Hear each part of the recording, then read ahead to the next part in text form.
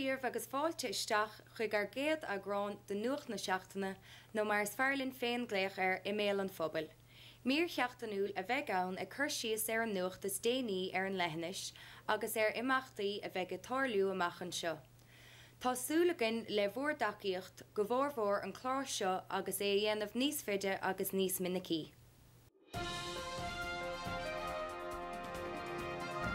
Anis, seachtain ón déirdaoin seo tá imethe tharn, bhí ó cáid Féile sa daingean le linn éile scanán Chiairaí. I bicúirlan an Phoenix a agriach an Premier den Scanán Fearaibh Fionn Trá le Brendaní Thuúlaháin ón Balan Líag Ceann Trá. Tá an scanán seo mar chuid de sra chláircha atá déanta i Brenda leis an ggólach Dhuibhne teoranta, hana féin tá bibanna agus biban America eisithe cé. Cuirtar síos na chláircha seo ar héal agus taithí síal go nághine ón leithnis. Bhí an Phoenix lán go bara ar an ihe agus gachéine ag súil go mór le hábhar na scanáin, agus ní raibh dímá ar éon den nuair bhí sé tosnathe. Lán do rógaireacht, taithí síal, an chaid agus scéalta pásanta. Lúpa gára a bhí an locht féachna le chuid na scéalta agus imeachtaí a bhí sa scanán, agus an sin tost, nuair bhí scéal traum chúiseach á rá ag na héana. Ihe féile agus atmosféirle na hascars a bhí ann. Beag an scanán bristir suas i glárcha éanaar agus beag sé áthaspaint ar TG cethir le linn na nullag.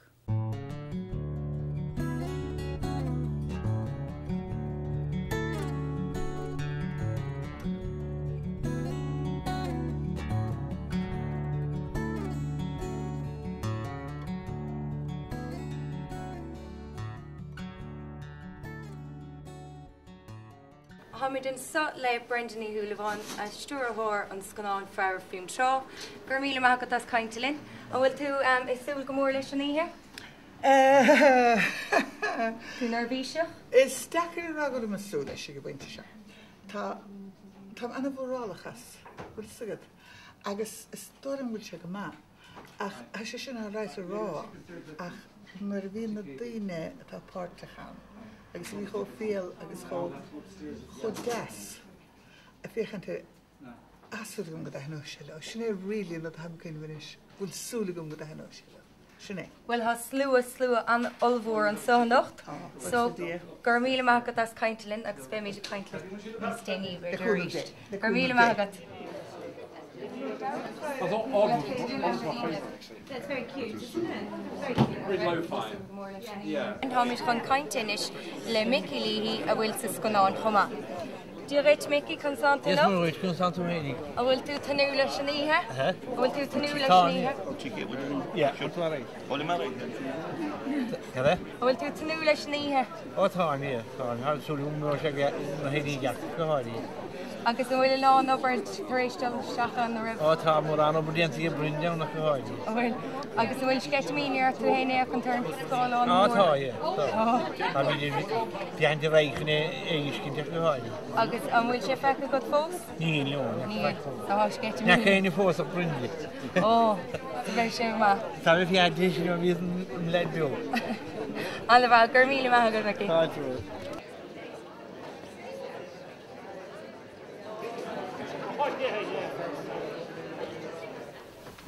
This is a film about good men. I hope you see that. I hope you enjoy it. Agus go míle maithagad as tacht.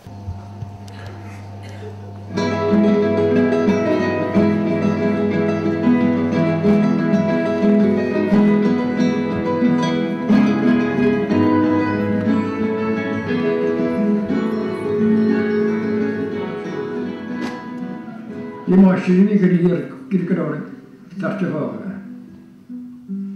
Wat je met je leren kan hier, scot je mag was het zo is het. Oh, Helsen.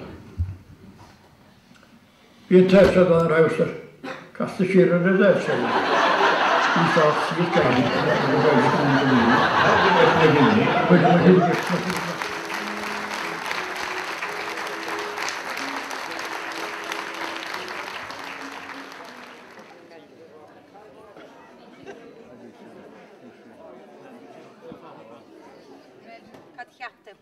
Ja, pas skrif sé nó tá hrad.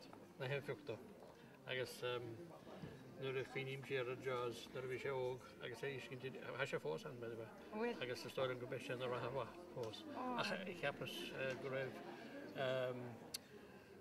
na páirteanna difriúla méolaí beoirteocht agus méolaí nimice agus méolaí an caiid go mór cheapras go sé méolaí fat agus ardbhla do bhíon an bheith.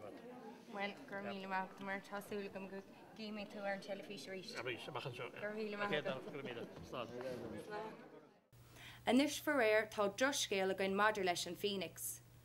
Cailleadh Michael Francie an tachtan seo agus déanamid chomhrón lena bhainter. Character Féile Bheag Michael agus mar deirtar go minic ní bheith a le héad a rís down.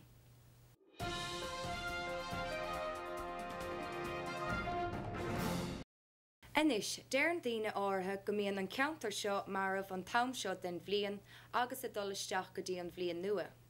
Ach bíonn tarach ar imeachtaí ar fud na leithanaise agus ar cheannacha rifar an Féile Bheag Fhiliochta thairis an deir seachtainna seo, idir an búiltín agus an daingean.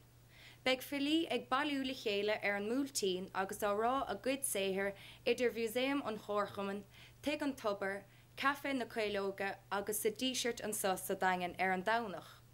Tá breis ólas ar imeachtaí na Féile ag Maureen Fheirtéaraigh ar an iver 9-8 a héan na trí a náid a 9-8 a náid a náid.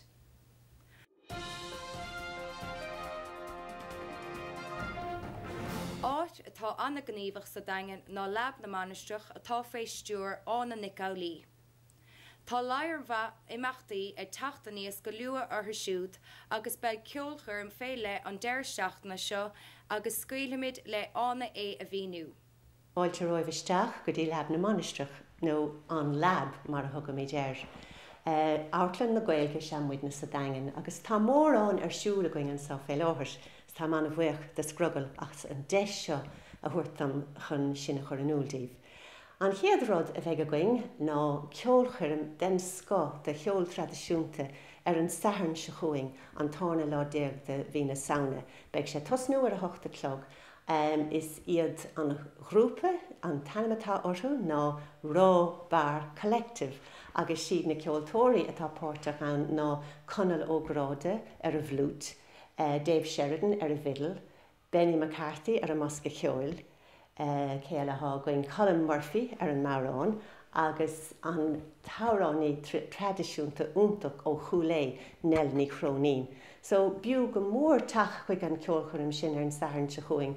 Tá na ticéidí le fáil I siopa Earaí nó ag an doras, tá €5 nó le cáiste go dtí €2 orthú. So bígí ann.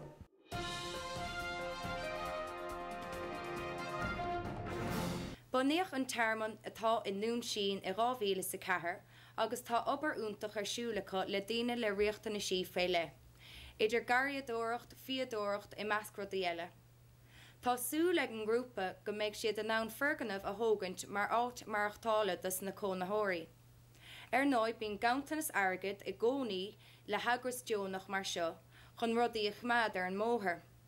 Dá bhór sin, a nocht by Ceolchoirm ag osciún 100 roundfáirte de Camphill hir in anad an bhlascéad ag tosnú ar a 8.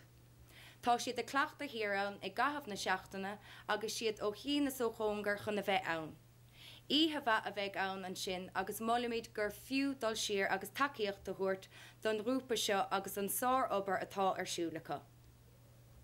Well sin deir leis an géad bhír de mBéal an Phobail agus náidirúdaí chun forbartíanamh ar an gláir seo caithfidh sibse takeíocht do chuirtlinn agus scéalta nuachta nó imeachtaí a bheith ar teachta nuas a chur an ardró. Bhuaimse Dariauch agus Scrogall TV le cúnamh dé cífar sin an teachtain se chuin. Slán go fóil.